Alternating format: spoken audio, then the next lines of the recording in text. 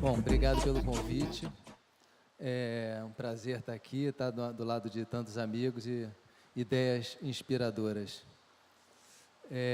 Então, eu sou cineasta, diretor, autor e produtor de televisão e cinema. E ano passado fui convidado a integrar um grupo que eu trabalho já há muito tempo pensando a biodiversidade brasileira, principalmente árvores. Já há 15 anos eu faço um programa de televisão sobre isso. E fui convidado a pensar sobre comida, dentro de uma campanha e agora de um documentário que eu vou lançar no ano que vem, que eu estou filmando ele. E, bem, eu fiquei pensando como é que eu poderia tratar de um assunto que não é um assunto meu, especificamente meu. E achei que se eu falasse sobre biodiversidade na alimentação, que é algo que eu domino em parte, porque, enfim, biodiversidade é o que há de mais rico e generoso que existe no planeta. Então, eu conheço um pouquinho de plantas e achei que por ali eu podia contribuir. E aí eu fui tentar pensar e olhar para o panorama e vi que o problema está na mesa, está na nossa cara e a gente, enfim, tem que parar para pensar sobre isso. A fala do Peter aqui foi muito inspiradora, dando exemplos da insustentabilidade do consumo de carne. E, enfim, o problema não é nem só a área para produzir a carne, ou produzir o boi, para criar o boi, mas a área que se tem que se produzir comida para alimentar esse boi. Isso, de fato, o planeta não aguenta mais, não tem área para isso.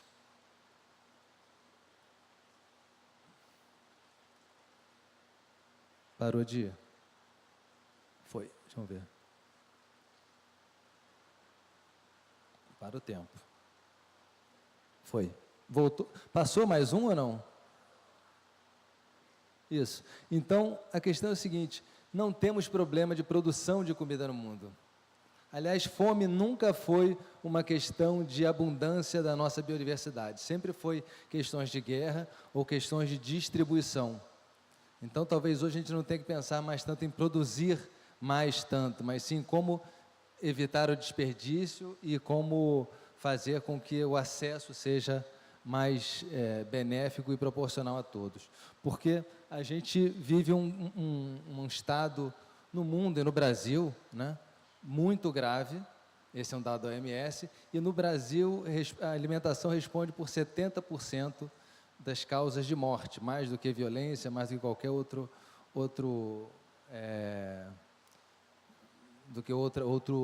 item que possa ser responsável por isso. Então, temos esse caso gravíssimo, e isso a gente está vivendo, então, uma situação muito curiosa no Brasil, que nós, enfim, ontem estava vendo um documentário sobre a campanha do Betinho contra a fome, no final do século passado, no começo desse século, né? E a gente, em 2014, conseguiu sair do mapa da fome depois de tantos esforços, com certeza alguns programas sociais, mas principalmente do que eu estudei, a questão da merenda escolar, que é uma postura que o Brasil tem e de vanguarda e que já exporta esse tipo de tecnologia. Nem todas as escolas do Brasil respondem pela lei que determina que 30% da alimentação infantil nas escolas seja de agricultura familiar, mas isso é o que já está acontecendo. Mas o problema é que em 2015 entramos no mapa da obesidade. E aí a gente tem na verdade, metade das crianças brasileiras com sobrepeso e 1/3 das crianças no Brasil ingerem refrigerante e outro 1/3, ou às vezes o mesmo, come biscoito doce. Menos de 2 anos, gente, isso é caso gravíssimo. E isso é democrático, está crescendo em todas as classes sociais. Se talvez no Brasil, quer dizer, nos Estados Unidos, isso já está sendo controlado nas classes A e B, aqui no Brasil, A, B, D, C e E, está todo mundo engordando. Não está sobrando para ninguém. E quando eu penso em biodiversidade, eu tenho que pensar, também como a Luísa falou, a questão de desde 2007 a população urbana, uma solução para a alimentação no país, né, e no planeta, mas no país, é os supermercados, onde quase todo mundo vai, porque somos majoritariamente urbanos. Então, temos que pensar como a biodiversidade está presente. E ela está pouco presente no nosso supermercado. Não só porque essas 9 empresas são as maiores empresas distribuidoras de alimentos no mundo e que respondem por volta de 80% dos produtos que estão na prateleira, mas como esses produtos são feitos basicamente de trigo, soja e milho. Então, o xarope de milho que está na Coca-Cola, todas as massas e biscoitos com trigo, e a soja com esse desperdício, que também o Peter falou, enorme, de alimentar a carne que está na prateleira do supermercado. Então, a gente não tem a biodiversidade nos nossos supermercados. E aí eu cheguei nas plantas alimentícias não convencionais. Se você não quiser comer só inseto, você tem pelo menos, olha, se a flora brasileira tem 46, quase 50 mil plantas, e por volta de 20%, vamos arredondar os números, a gente tem 10 mil plantas brasileiras prontas para a gente comer. 10 mil plantas brasileiras. Então, a gente tem muito conhecimento, e conhecimento que tem se perdido nos últimos 50 anos, porque normalmente são conhecidas como comidas de índio, ou comidas de escravo, ou comidas de bicho, mas que eu agora também fui filmar na Amazônia e visitei uma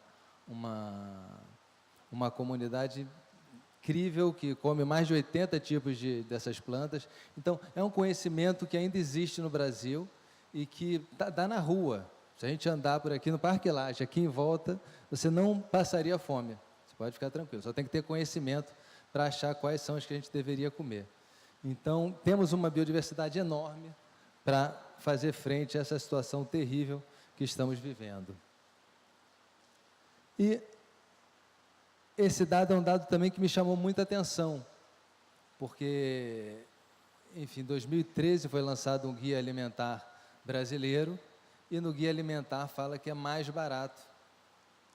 Aí eu falei, mentira, né? Não dá, tá? Todo mundo compra biscoito, miojo, enfim, não é possível, até porque a questão também dos alimentos industriais, foi, puta, como é que um alimento industrial é tão mais barato do que um brócolis, né?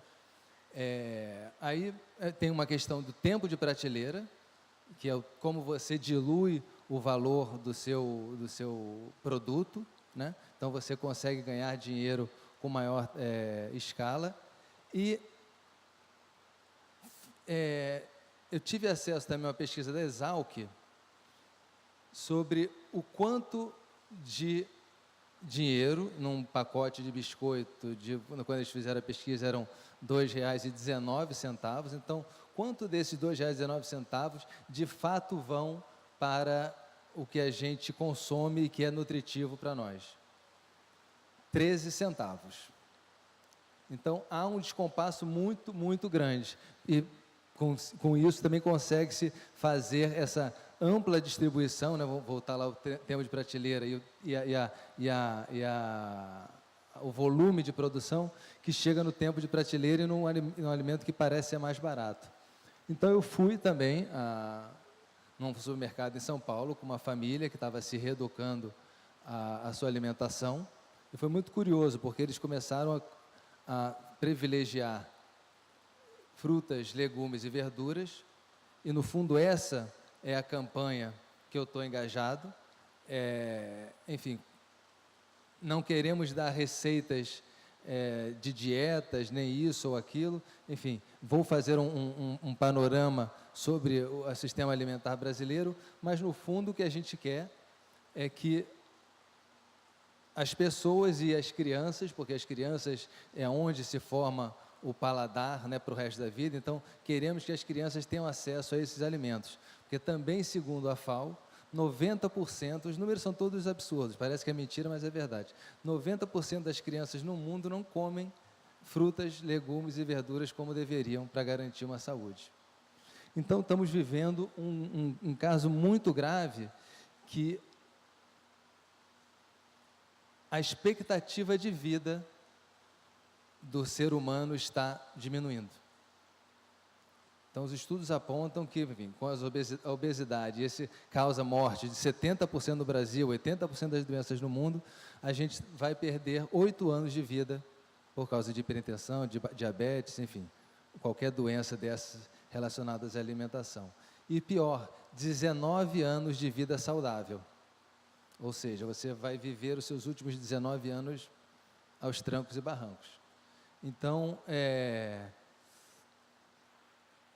fui a São Paulo, fiz umas compras e, de fato, é incrível isso. Porque também não é só uma questão de só comer mais frutas e legumes. Você tem a saciedade mais rápido, logo você precisa comer menos.